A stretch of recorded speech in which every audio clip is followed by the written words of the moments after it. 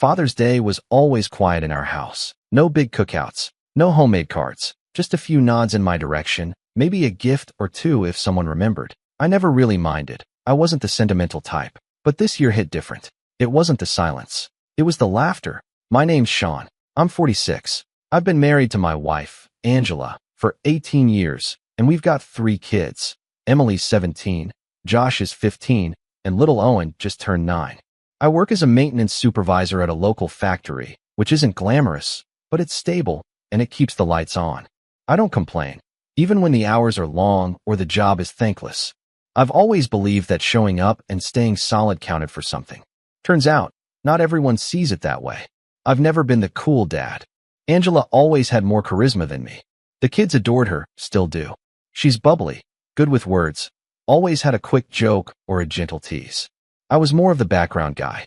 Picked the kids up from practice, fixed leaky faucets, cleaned up after dinner, paid the bills.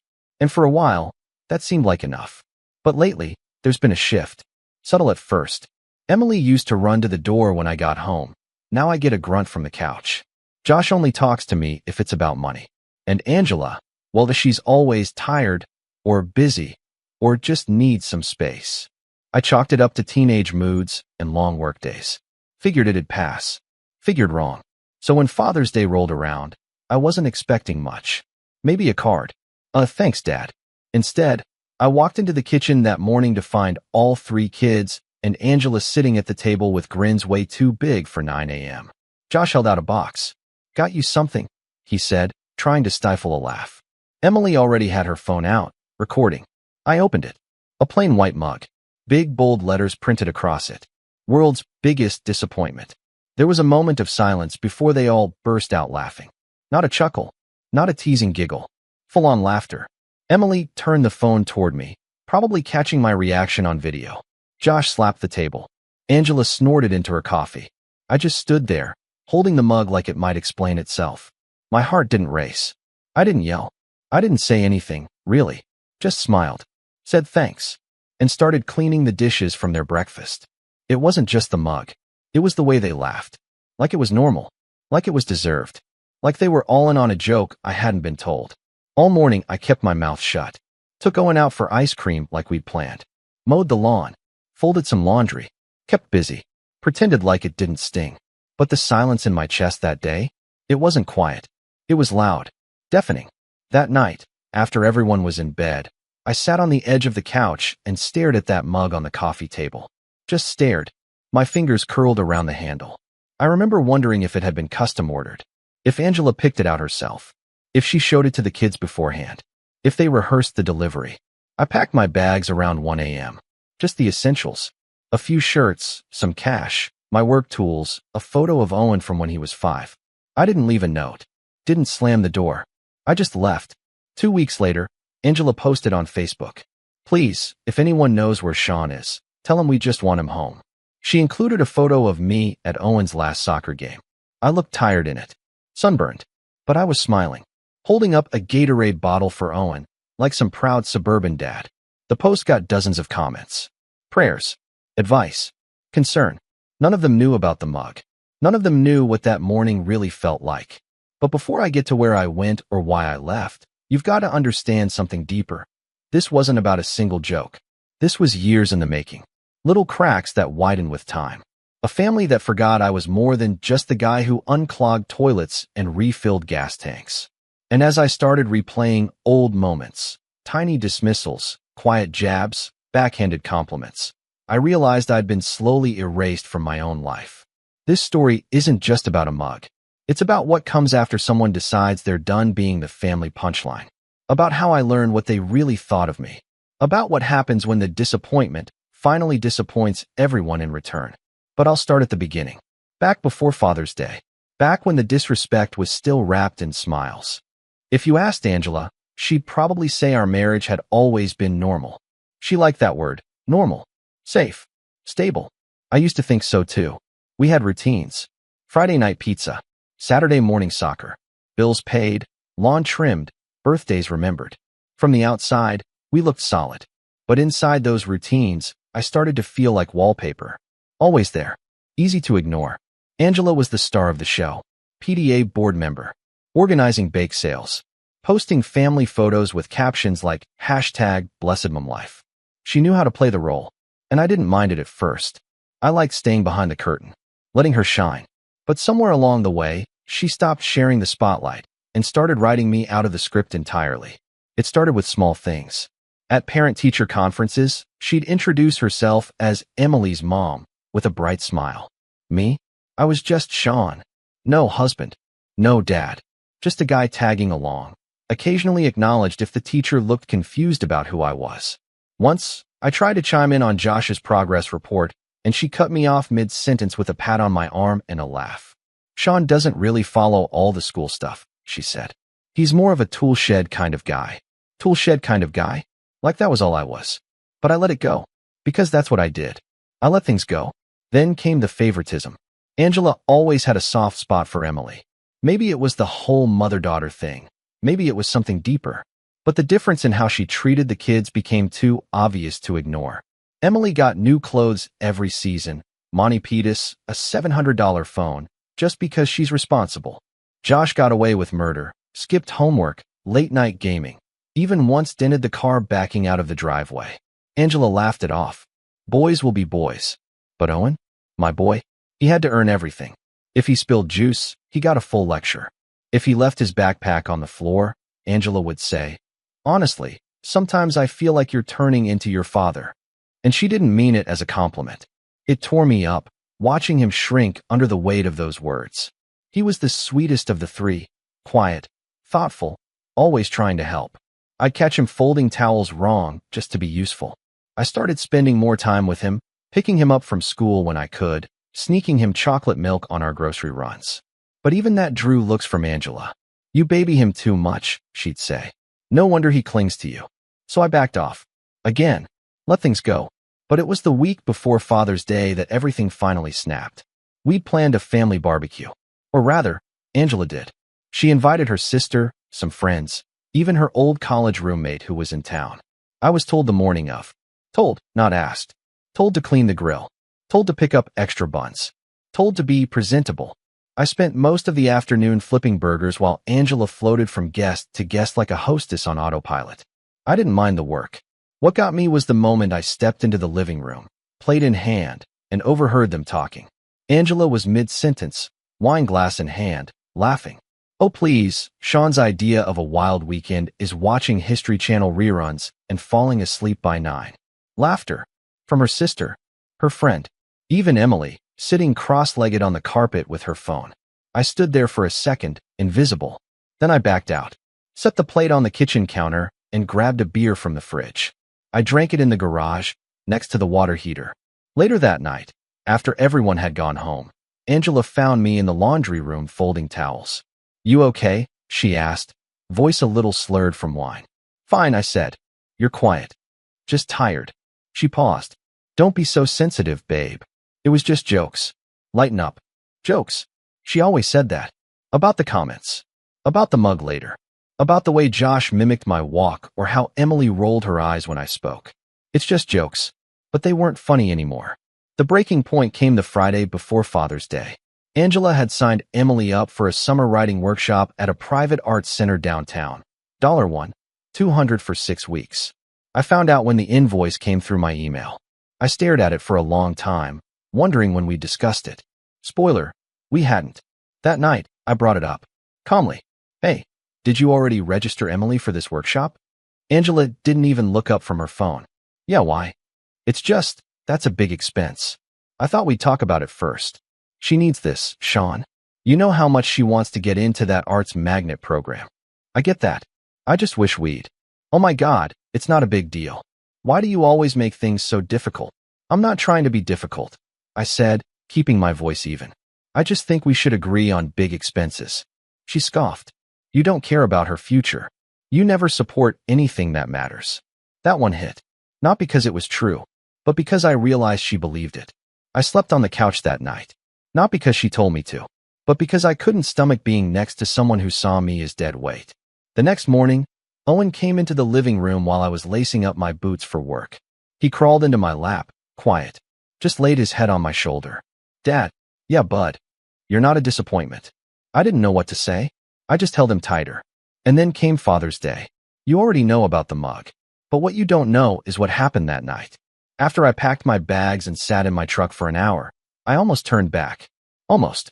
But then I thought about the barbecue, the mug, the way Josh didn't even flinch handing it to me, the way Angela laughed, and the invoice, and the way Emily smirked behind her phone screen as I faked a smile and pretended it was all fine.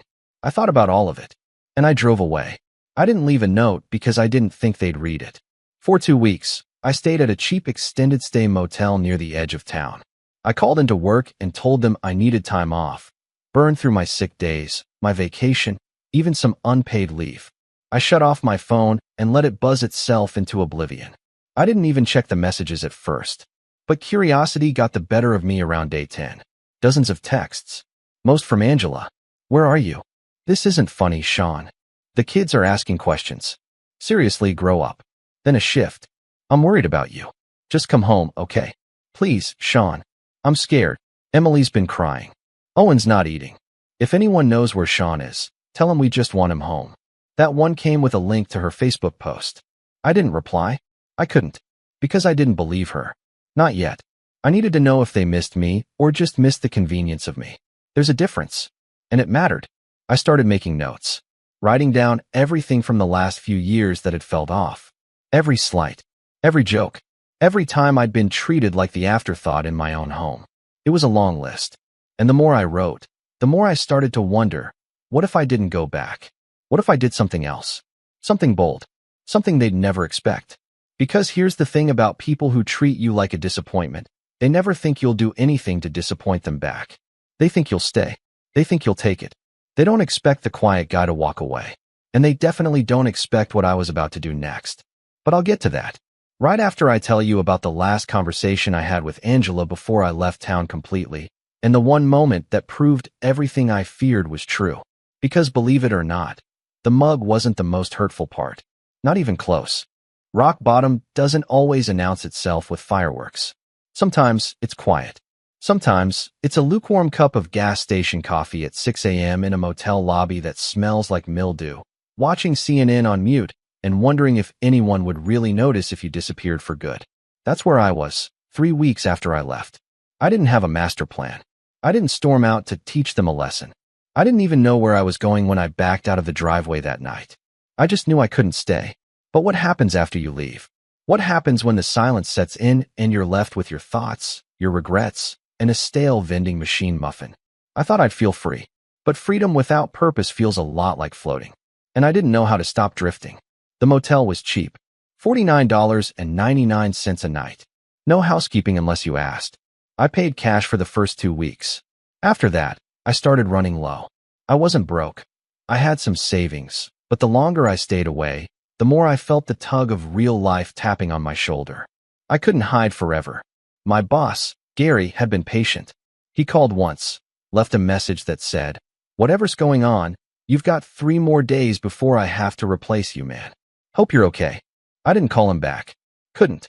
Not yet. Instead, I picked up a few shifts at a construction site 2 towns over. Cash under the table. Just enough to keep the room.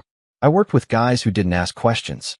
We shared smokes during breaks and swapped stories about cars, busted tools, and once, briefly, about ex-wives. I told them my name was Steve. It just felt easier. At night, I started writing. Not like journaling. I'm not that poetic. But something about getting it all down on paper, everything I'd swallowed for years, it helped. The day I finally cried wasn't over the mug, or Angela, or even the kids. It was Owen. I was sitting on the edge of the motel bed, staring at a drawing he'd made months earlier. Crumpled, water-stained. He'd given it to me after a school art project. 2 stick figures holding hands under a crooked sun. One labeled me, the other Dad. That broke me, because no matter how bad it got, he was still mine. He still looked at me like I was worth something. And I left him. That guilt stayed with me. Still does, if I'm being honest. But guilt wasn't going to fix anything. Neither was sitting in a motel watching reruns of Pawn Stars. So I started planning. Not revenge. Not yet. Just survival. I cashed out a small investment account Angela didn't know about. Something I'd built from overtime bonuses and holiday pay over the years. It wasn't much, but enough to get me out of the motel and into a tiny studio apartment on the edge of a sleepy little town called Maple Hollow. Population, maybe 800. The apartment had ugly beige carpets and a shower with inconsistent water pressure, but it was mine. The first place I'd lived alone since I was 24. The town was quiet. People waved at each other. There was a diner, a hardware store, and a bait shop that doubled as a liquor store on weekends. I found work quickly, maintenance supervisor at a senior living complex. Smaller paycheck than the factory, but a lot less stress. And oddly enough, the residents liked me. Mr. Kepler, a retired mechanic with a bad hip, started calling me kid, even though I was barely 15 years younger. Miss Lorraine, who had dementia, thought I was her son and handed me peppermints every morning. It was peaceful. For the first time in years, I wasn't walking on eggshells. I started waking up early, not because I had to, but because I wanted to. I'd walk to the diner, grab coffee, and talk to the cook, Brian, who looked like a grizzly bear and gave out unsolicited life advice like candy. "You look like a man who's been through the ringer," he said one morning, sliding me a plate of hash browns. I nodded. "Divorce. Or something like it." He just grunted. "Join the club." I didn't explain further. He didn't ask. That's what I liked about Maple Hollow. No one needed your resume. You showed up, did your job, and people respected that. I bought a used truck. Nothing fancy. A 2008 Silverado with a dent in the door and a busted AC. It ran like a dream. I fixed it up on weekends. Bit by bit.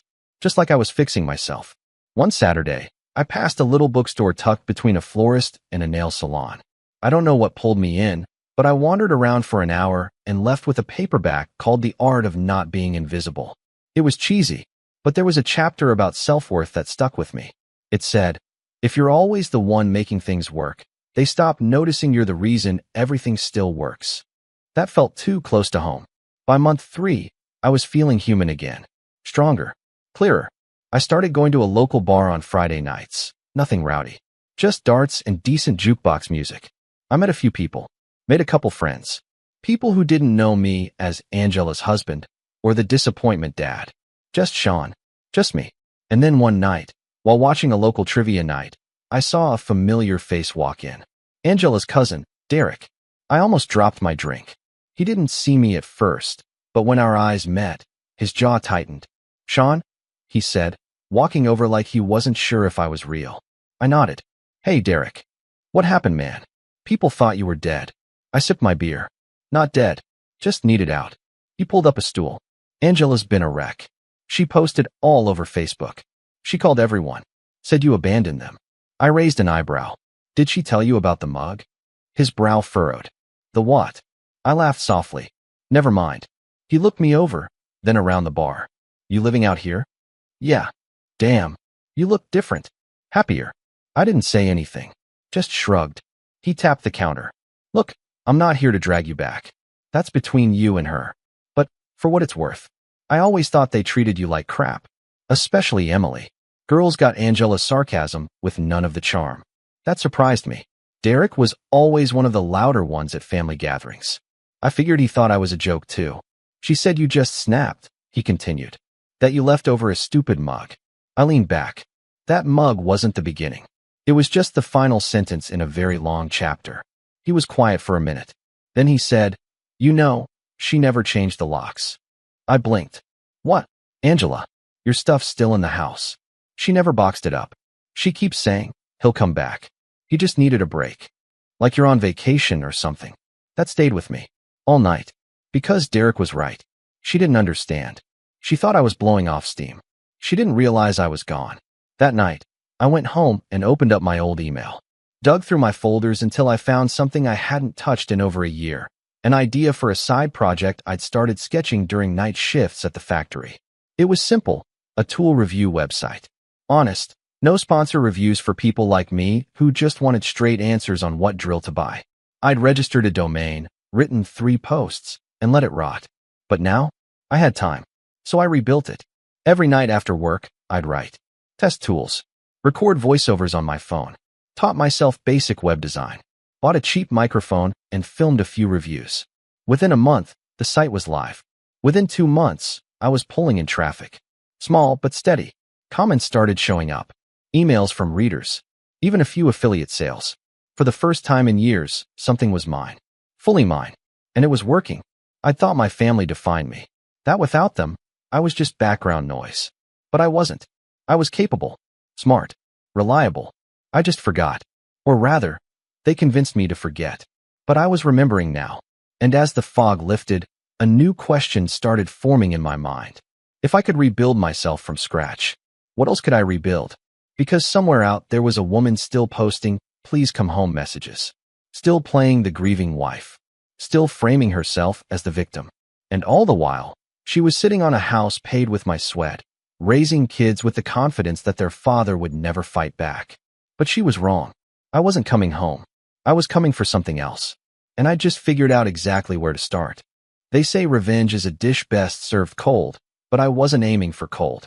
I was aiming for quiet. Precise. Undeniable. By the time fall settled over Maple Hollow, leaves curling into crispy reds and golds, I wasn't the same man who'd sat paralyzed in a motel room weeks earlier. My hair had grown longer, peppered with silver at the temples. I'd lost a few pounds from labor and skipped meals, but it wasn't the weight that changed. It was the posture. The silence that used to feel like retreat now felt like armor. I wasn't licking wounds anymore. I was sharpening knives. Not literal ones, of course. I'm not that kind of man. But if you've ever been dismissed, mocked, taken for granted by the people you loved most, then you know the kind of mental edge I was cultivating. And I knew exactly where to aim it. Here's the thing about disappearing, it freaks people out. But reappearing? That's worse. Especially when you return as someone they no longer recognize, and someone they can no longer control. The first part of my plan required information. Not revenge yet. Not contact. Just truth. I started slow. Made a burner Facebook account and added a few innocuous folks from my past. Old work buddies, high school friends, even a cousin or two from Angela's side who were too polite to ask questions. I didn't post. Didn't comment. I just watched. Angela's Facebook was still public. And she was still posting. Photos of her and the kids smiling at some pumpkin patch. Hashtag blessed. A birthday shout out to Josh. Can't believe my big man is 16 today, with a photo of him holding a brand new Apple Watch. A Sunday brunch selfie with her sister captioned, "Strong moms stick together." No sign of me. Not one mention since her "Please come home" post had dried up 3 months prior. But what caught my attention wasn't what she posted. It was what she didn't. No pictures of Owen. No mentions. Nothing. It was like he'd been erased. That told me something had shifted. I needed more. I still had access to our shared Dropbox account. Angela never changed the password. I used it to back up home videos, tax returns, scanned receipts. She never touched it. One rainy Sunday, I logged in, and that's when I saw a new folder. College apps, M. It had essays, letters, even scanned transcripts. I opened the personal statement first. Emily had always wanted to be a writer. It started with a quote from Maya Angelou, something about courage. Then this. Growing up, my father was physically present, but emotionally absent. He lived in our house like a shadow, silent, grim, disappointed. My mother taught me everything I know about strength, about joy, about how to rise above people who don't see your worth. I read that paragraph 4 times, not because it hurt, but because it confirmed everything I feared, that she didn't just disrespect me in private.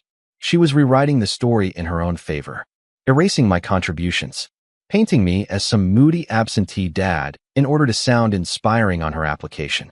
I backed out of the document and stared at the screen. Angela hadn't written that. Emily had, but Angela let her. Angela nurtured that version because it benefited her too. I needed someone on the inside, someone who hadn't chosen a side. I needed Owen. It took me 3 days to work up the courage to reach out. I didn't call. I couldn't risk Angela answering. So I mailed him a letter. Plain envelope. No return address. Just the local library's address as a cover. Inside, a short note in my handwriting. "Hey buddy, I'm safe. I miss you. I didn't leave because of you. I left because sometimes grown-ups need to make hard choices to protect themselves. If you want to talk, ask Mom if you can go to the library after school. Just once. I'll be there next Saturday at 3 p.m. You don't have to come, but I'll be waiting. Dad." I mailed it on a Monday. Spent the entire week pacing. Did he even get it? Would Angela screen his mail? Would he show up? By Saturday, I convinced myself he wouldn't. I got there early, sat in the far corner of the kids' reading section with a stack of Garfield books and a coffee that went cold. At 2:59, I gave up hope. At 3:02, I heard the faintest voice say, "Dad." He was taller, a little leaner, same big brown eyes. I stood up too fast and nearly knocked over a spinning rack of bookmarks. "Hey, bud." He didn't run into my arms. He just stood there, hands stuffed in the pockets of a hoodie I didn't recognize. But his eyes were glassy. He was trying not to cry. "You're really okay?" I nodded. "Yeah, I am." He sat across from me. His backpack hit the floor with a thud. For a second, we didn't say anything. Then he whispered, "Emily said you left because you didn't want to be our dad anymore." My throat clenched. "That's not true. Not even close. She also said you were going to send lawyers and take money from Mom." I blinked. "Did your mom say that?" He didn't answer. He just looked tired. I reached into my coat and pulled out a photo, one he'd drawn for me years ago. "Remember this?" His face broke. That was the moment. He leapt across the table and buried his head in my chest. We sat like that for a long time. No words, just breathing. After a while, we talked. Nothing heavy. He told me about his new math teacher, about how Josh got caught cheating on a quiz, but Angela talked the school down. He said Emily barely came out of her room anymore, that she had a boyfriend who wore eyeliner and called me her ghost dad.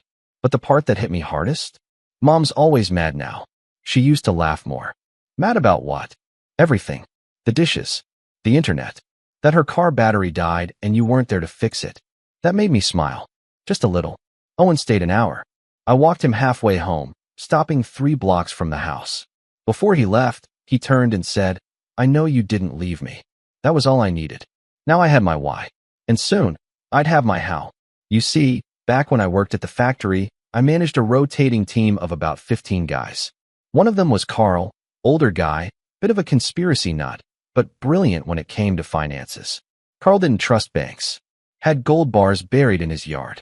But he also taught me something valuable, how to structure assets. Back then, I didn't think I'd ever need to use what he taught me. But now I had a business. My little tool review site had started gaining traction. I'd grown the YouTube channel to 3,000 subs. Brands started emailing me, offering free samples, asking for shout-outs. I wasn't raking in millions, but I was making enough. And more importantly, I had leverage. So I called Carl, told him I needed to set up a trust. "Anonymous," I said. "Bulletproof." He chuckled. "You divorcing or disappearing?" "Bit of both." We spent 2 weeks drafting paperwork. I transferred the domain, the earnings, and the rights to the content into a business trust under a name no one would ever connect to me. The address was a P.O. box in another state. The beneficiaries? Just one Owen. In 10 years, he'd get everything. Angela wouldn't even know it existed.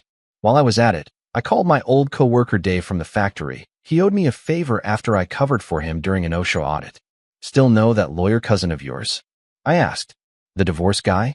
"No, the one that specializes in quiet asset separation." "Sean, what are you planning?" I smiled. "Just protecting what's mine." We met in person 2 weeks later. Her name was Jill. She looked like a librarian, but spoke like a scalpel, sharp, precise, deadly when needed. "I'm not looking to take her down," I said. "I just want to make sure she can't take me for a ride later." She nodded. "Smart. You want to play chess, not war." We set up safeguards. Started documenting everything I could, financial contributions, receipts, screenshots. Even Emily's essay. Not to weaponize. Just to protect myself if things ever escalated. But something Jill said stuck with me. Sometimes, the most powerful revenge is indifference. If you rebuild your life so fully that they can't touch it, that hurts more than anything you could ever say. She was right, but I still wasn't done. Because the final piece was walking back into their world. On my terms. Not as a victim. Not as the disappointment. But as a ghost returned with purpose. And the perfect opportunity was already on the calendar. Josh's 16th birthday party. Angela was throwing a backyard bash. I saw it on Facebook, big tent, string lights, DJ. Her sister was tagging friends. And for some reason, she left the event public. Which meant I had the date, the time, the guest list, and a plan. I wouldn't make a scene. I wouldn't shout. I wouldn't even stay long. But I would make sure they saw me, heard me, realized that the man they'd laughed at, the one they'd labeled a disappointment, was no longer theirs to mock. He belonged to himself now, and he was just getting started. But if you want to know how that party went down, you'll have to wait. Because that night changed everything. Josh's 16th birthday landed on a Saturday in late October, the kind where the sky is perfectly clear but the wind carries a warning.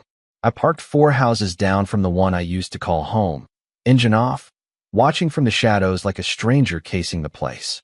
I wasn't dressed for drama, no leather jackets or ominous sunglasses, just jeans, a flannel, and boots dusted with gravel from the diner parking lot. The backyard was lit up like a small wedding. Fairy lights strung across the fence, a tent, folding tables. One of those Bluetooth speakers pumping out pop music just loud enough to drown out awkward conversations. I watched Angela from a distance for a moment. She was laughing with her sister, sipping something from a wine glass, and fake smiling at other parents who clearly didn't want to be there. She still looked good, polished, like everything was perfectly under control. Until I walked in. I wasn't invited. I didn't need to be. I waited for the music to lull, the volume to dip as the song ended. Then I stepped through the side gate like I'd never left. Conversation stopped. Forks paused halfway to mouths. Angela froze, her wine glass still held mid-sip. Josh looked like he'd seen a ghost. Emily, sitting near the fire pit with her eyeliner-wearing boyfriend, locked eyes with me and said, low but loud enough to be heard, "No. Freaking way." I gave a soft nod, polite, respectful. I didn't come to rage. "Hey everyone," I said, "just dropping by." Angela walked toward me, face tight, voice tight. "Sean, what are you doing here?" I glanced around at the guests, neighbors, co-workers, teenage friends with plates of cake, and replied calmly, "Thought I'd wish my son a happy birthday." Josh hadn't moved. He was clutching a brand new pair of headphones like a lifeline. Thanks," he muttered. I reached into my coat and handed him a small box. Nothing flashy. Just something I picked out from a secondhand music shop. A classic vinyl album of Pink Floyd's The Wall. I'd played it for him when he was 9. He didn't even like vinyl back then, but he loved the cover art. "Happy birthday, Josh." He took it silently. No hug. No thanks. But he didn't hand it back either. Angela stepped closer, lowering her voice. "You can't just show up like this. This is inappropriate." I looked her in the eye, calm as I'd ever been. I raised him for 15 years. Cleaned his messes, paid for his braces, coached his little league when no one else would. I've earned 5 minutes on his birthday. She bristled. "This isn't about you. You left us." "No," I said. "I left you. Don't twist it." The air tightened. Conversations tried to resume around us, but failed. Then, without warning, Owen darted from the back porch and threw himself at me. He wrapped his arms around my waist like he hadn't seen me in years, which, in child time, he hadn't. "Dad." I knelt and hugged him back, hard. "Hey, buddy." Angela's face went white. "Owen, get back here." He didn't move. "Mom," Owen said, turning. "You lied." Her jaw dropped. "Excuse me. You said Dad didn't want to see us. You said he abandoned us. But he sent me letters. He met me at the library. You never even asked." Whispers spread like wildfire. Emily looked away. Josh stepped back. Angela tried to recover. "You don't understand, Owen. Adults." "Stop," he snapped, with more strength than I'd ever heard in his voice. "You told us he was selfish. But he's the only one who actually listened when I talked." She blinked, stunned. I stood up slowly. "You want the truth, Angela?" I said, voice low but clear. "You want everyone here to know what really happened?" The mug was just the final insult. The real betrayal? It was death by 1,000 dismissals. You erased me from your world one day at a time, and you taught our kids to do the same. People were shifting. A few guests were already pretending to scroll through their phones. Angela's sister was backing away like she didn't want to be in frame. "And while you were painting yourself as the abandoned martyr," I continued, "I was building something." Angela scoffed. "What, a shack in the woods?" I smiled. "No, a company." I pulled out a business card. Simple white. No flash. Wrenchwise Media. Owner and editor-in-chief. I handed it to Josh. "That tool site you follow? The YouTube channel you showed me last year? That's me. Been me all along." His eyes widened. "You said the guy behind that channel made thousands a month," he whispered. I nodded. Angela looked between us, clearly trying to calculate how much that card was worth. Then I turned to Emily. "I read your college essay," I said. Her cheeks flushed. "You called me emotionally absent. That I was a shadow in your life. And maybe that's true. But not because I didn't care. Because I was made to feel unwelcome in my own home. You wanted a story for your application. Just make sure it's one you can live with. Emily didn't respond. Her boyfriend looked like he wanted to disappear. I looked around once more, letting the silence settle. Here's what's going to happen, I said. This is the last time I set foot in this yard. I won't be back. But Owen? He's welcome at my place anytime. I've already filed for visitation. My lawyer says the judge will love the fact that I've documented everything, including that mug. Angela looked like she wanted to speak, but she knew better. I'm not asking for custody. I'm not asking for money. I'm asking for respect. I turned to leave, but paused. Oh, and if anyone here wants to know what really happened, I added, just Google my name in a week. The whole story's going live. Names changed, of course, but the world deserves to know what disappointment really looks like. With that, I walked out. I didn't look back. Not when Owen yelled after me. Can I come stay with you next weekend? Not when Angela called my name once, sharp, desperate, fading. Not when the music cut off and the silence swallowed them whole. I got into my truck and drove back to Maple Hollow, heart steady, breath calm. That night, I sat at my desk, opened my laptop, and hit publish on a post I'd been working on for weeks. World's biggest disappointment. How I walked away from my family and built a life they can't touch. It exploded. Within 48 hours, it was picked up by Medium's front page, shared by divorced dads, commented on by therapists, linked by YouTubers who'd never heard of me before. But more important than the clicks was the email I got 3 days later. Dad, I read your post. I'm sorry. I want to talk. For real this time. Emily. It wasn't a full apology. Not yet. But it was a start. And that's when I knew I'd won. Not because I hurt them. Not because I embarrassed them. But because I rebuilt my worth without them. And now they had to face the truth. They didn't break me. They revealed me. And I've never been stronger.